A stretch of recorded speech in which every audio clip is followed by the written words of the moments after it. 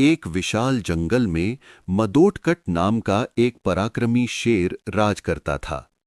उसके पास 3 चतुर और चापलूस मंत्री थे, एक कौवा, एक लोमड़ी और एक भेड़िया। ये तीनों हमेशा शेर की जी हुजूरी करते थे ताकि उन्हें शेर के शिकार का बचा हुआ मांस आसानी से खाने को मिलता रहे। एक दिन एक ऊंट अपने काफिले से बिछड़कर रास्ता भटक गया और गलती से उस जंगल में आ पहुंचा। शेर को उस पर दया आ गई और उसने ऊंट को अभयदान देते हुए अपना मित्र बना लिया। अब वो ऊंट बिना किसी डर के शेर के साथ ही रहने लगा। समय का चक्र बदला और एक भीषण युद्ध में शेर एक जंगली हाथी से लड़ते हुए बुरी तरह घायल हो गया। शेर इतना कमजोर हो गया कि वो शिकार करने के लिए अपनी गुफा से बाहर भी नहीं निकल पा रहा था। शेर के भूखा रहने के कारण उसके तीनों चापलूस मंत्री भी भूख से तड़पने लगे, क्योंकि उन्हें मुफ्त का भोजन मिलना बंद हो गया था। तब लोमड़ी के दिमाग में एक दुष्ट विचार आया। उसने सोचा कि क्यों ना भोले ऊंट को ही शेर का भोजन बना दिया जाए, जिससे उन सब की भूख मिट सके। लेकिन समस्या ये थी कि शेर ने ऊंट की रक्षा का वचन दिया था।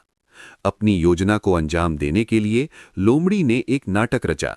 वो कौवे और भेड़िए के साथ शेर के पास पहुंची और बारी बारी से सब ने खुद को शेर के भोजन के रूप में पेश किया। कौवा बोला, महाराज आप मुझे खा लीजिए, लेकिन लोमड़ी ने उसे टोकते हुए खुद का बलिदान देने की बात कही। ये सब देखकर सीधे साधे ऊंट को लगा कि ये सभी कितने महान और वफादार हैं। उसने भी भावुक होकर कहा, महाराज आप इन सब को छोड़िए और मुझे अपना भोजन बना लीजिए। जैसे ही ऊंट ने ये कहा, लोमड़ी और भेड़िया उस पर झपटने को तैयार हो गए। तभी शेर, जो इन चापलूसों की असलियत समझ चुका था, जोर से दहाड़ा। शेर ने कहा कि वो इन सब की वफादारी देखकर बहुत खुश है और वो एक एक करके सबको खाएगा, जिसकी शुरुआत वो कौवे से करेगा। मौत को सामने देख कौवा, लोमड़ी और भेड़िया दुम दबाकर वहां से भाग खड़े हुए। शेर ने तब ऊंट को समझाया कि स्वार्थी और चापलूस लोग कभी किसी के मित्र नहीं होते।